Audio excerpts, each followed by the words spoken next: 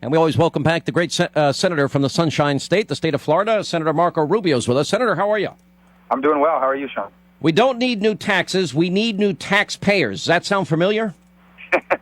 Well, I think I heard it somewhere before, so I stole it from you, so I figured you might remember your own line. When I said it, I think I've heard it someplace before, but I think the point is that everyone agrees our government needs more revenue. The question is, where does that revenue come from? And it doesn't come from tax increases. It should come from a growing economy, and then we should have a government that uses that revenue not to grow the government, but to pay down the debt, and that was the point I was trying to make. Yeah, it seems to me pretty simple, straightforward, and pretty basic.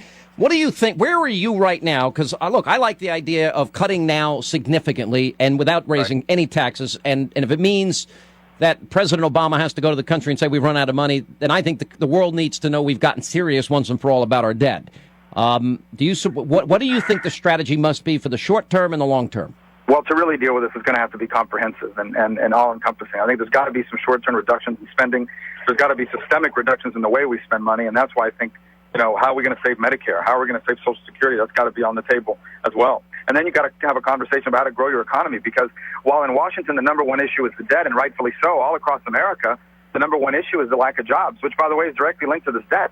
So we've got to get the economy growing through the creation of new jobs, and how you do that is through the combination of tax reform and regulatory reform. Not tax increases, but you simplify the tax code, you make it easier to comply with, you make it more affordable. And then I do think on the spending side, we also need some protections to ensure that when our economy starts growing, we don't take that money and use it to grow the government. It's used to pay down the debt. And so what does that mean? That means a balanced budget amendment. That means a spending cap. Well, is that a must for you? Because I agree with you. If we cut significantly now and we didn't raise taxes, it would be a great start. If we would cap spending and put a law into effect where you need 2/3 of both houses to raise taxes, I think that would be good in the long run. It would certainly put a vice, if you will, a vice grip on this tendency to raise taxes at a whim. And a balanced budget amendment seems to me that there's never been a better time in history for that to happen. Absolutely. And here's what people don't talk about. You hear a lot about, I saw Secretary Geithner yesterday saying, it's going to be a catastrophe if we don't raise the debt limit. I think it's going to be even a bigger catastrophe if we raise the debt limit and don't accompany it with serious budgetary reforms, because the message it's going to send the rest of the world is America doesn't have a plan to deal with its debt, and we're going to get our debt downgraded in a much more painful way if we don't begin to address this issue of a government that spends money it doesn't have. And so this debt limit is the perfect opportunity to do this. And Sean, the only thing I don't understand, honestly, is why does everybody in Washington wait till the last minute to deal with all these things? This is not a new issue. We've been talking about this we've known this is going to come for more than a year, and we've been talking about it for more than 6 months. Why does it always have to come down to the last minute like it's happening now? The president finally gets engaged on this issue after finding 15 other things to be worried about before this point. He offered a budget that didn't address this. He gave a State of the Union that didn't address this. And now is when he finally comes around to having some sense of urgency, and he's more interested in delivering a tax increase to please the base of his party than he is about solving the problem. What do you think the thinking is here? Do you think, as I do you suspect that the president's trying to outmaneuver the Republicans to create the image that he's fiscally conservative and to outplay the Republicans, and then in the end we find out that the tax increases that he wants would be real, but the spending cuts wouldn't be real like he did in the 2011 budget deal? Yeah, I think a part of this is just hoping to take this to the last seconds and then basically force us into a take-it-or-leave-it position. I think the other thing is he's got the extreme left wing of his base and his party with this extremist position of let's go out and raise taxes on people that are successful and people that are wealthy, even if it doesn't make a difference. They know it's not going to solve the budget. They know it's not going to solve the deficit. They know it doesn't raise enough money to take care of any of this, but they want their pound of flesh in these negotiations. And I think the president feels compelled to give them something in all of this, and that's what it is. Sadly, for the rest of America, his definition of rich is any person who makes over $200,000 a year or any small business that makes over $200,000 a year, and that's a lot of people. That's a lot of job creators, and that will have a terrifying impact on our economy. If we can't get a comprehensive deal, and Nancy Pelosi and the left-wing base of the Democratic Party, they're hands-off health care, hands-off Social Security, Medicare, Medicaid. If we don't deal with entitlements, which are the bigger part of the budget, we really can't move towards a balanced budget without dealing with those issues, and they've demagogued them heretofore. Yeah, their position is don't touch any of the spending programs where the real money is, and don't do anything to generate revenue through economic growth. That seems to be their position. Their position, let's go out and raise taxes on job creators because it sounds good, and we'll just call them rich people. And don't touch any of the programs where the real spending and the real money is. And that's not going to work. And no, it's not going to work. It's terrifying. It's terrible for our country and its future. Yeah. What do you think the long run is here? What do you see in the long run? America, as the Heritage Foundation had a piece out in their Morning Bell this morning, we're the Europe of the West? Well, as I see right now, as an America who doesn't have enough people in Washington willing to do what it takes to get this right, I mean, the things that made America the greatest country in the history of the world is the things that we should embrace. And that's a free enterprise system where the private sector goes out, starts businesses, grows existing businesses, they hire people. These people go out and get a job, they support their families, they feed and grow the economy for everybody else, and they pay taxes. The government takes that tax money and it uses it to fund the things that government should do, like national defense, like infrastructure, but doesn't do the things that government should not be doing, and therefore is not spending money it doesn't have. That works. When we do that, it works. When we do it different than that, we become like everybody else. We start having the problems that all these other countries are having. And that's really what this debate is about. It's actually pretty straightforward. You know, the president said back in '09, in August, that's 2 years ago, the last thing you want to do is raise taxes in the middle of a recession because that would suck up, take more demand out of the economy and put businesses in a further hole. He said it the same day. You don't raise taxes in a recession. Now he's calling for taxes in a recession. Let me ask you politically where you guys are in the Senate. Eric Cantor and John Boehner.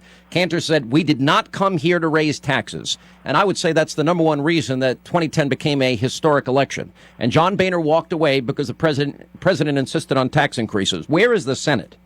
I think that's where the Senate Republicans are, and I think there's a handful of Democrats that are probably there, too. And here's the sad part about it. The taxes that they're proposing, if you take them all and put them together, it doesn't even reach 10 days' worth of deficit spending. In essence, the taxes that they're proposing does not solve the deficit problem in America. The only thing that will solve the deficit problem in America is a combination of cuts and budgetary reforms that stop spending money we do not have, and economic growth that generates revenue so our government can start paying the deficits down and the debt down. And we've got to do both. That's the only thing that will work here. And the key linchpin to all of this is getting people back to work, getting the economy growing again. You're not going to do that through this class warfare language. You're not going to accomplish that as long as you're threatening to raise taxes on job creators. You know, I love what Margaret Thatcher said. I quote it often. Is the trouble with socialism? Eventually, you run out of other people's money. It seems the Democrats are relying on this whole notion that these millionaires, these corporations with jets, etc.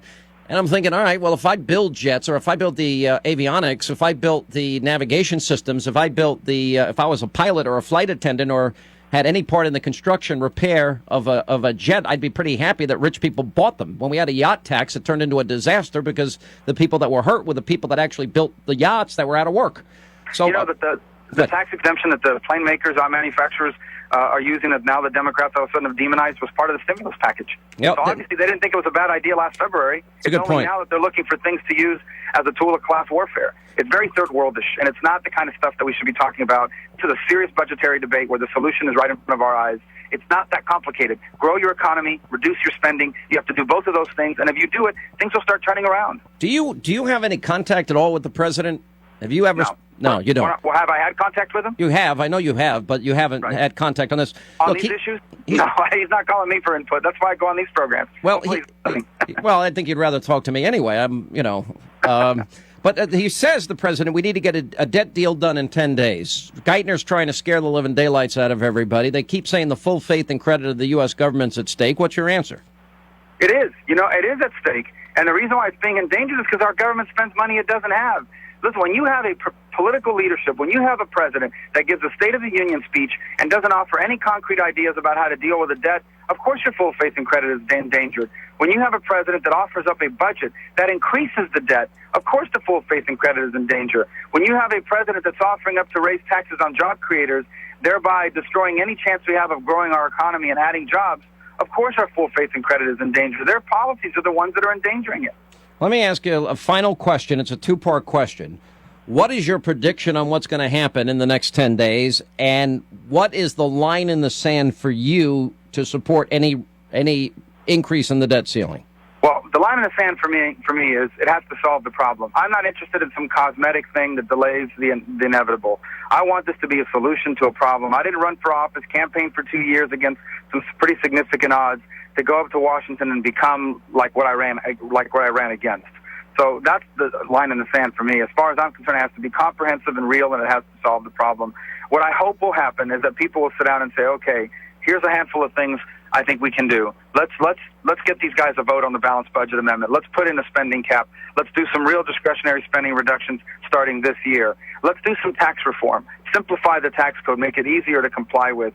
Let's do some regulatory reform. Let's get the government off the back of the job creators. If we could do those handful of things, and a spending cap to boot, I think we have a good deal here. So cut, cap, and balance without any tax increases you'd support as we're currently discussing it? Yeah, I think that's where we need to go. Yeah. Where do you stand in terms of the people running for president? Are you happy with the field? I think it's an underrated field, and I think it's going to give us a nominee that's going to offer a real, clear, and palatable, and not just palatable, but hopefully exciting alternative to the direction our president's taking this country right now. All right, Senator, great news is I get to see you twice in one day. I'm going to have you on Hannity on the TV show tonight as these negotiations go forward all day, so we should have an update when you get on the program tonight. We really appreciate you being with us. Thanks for having me back. All right, Senator Marco Rubio on the Sean Hannity Show.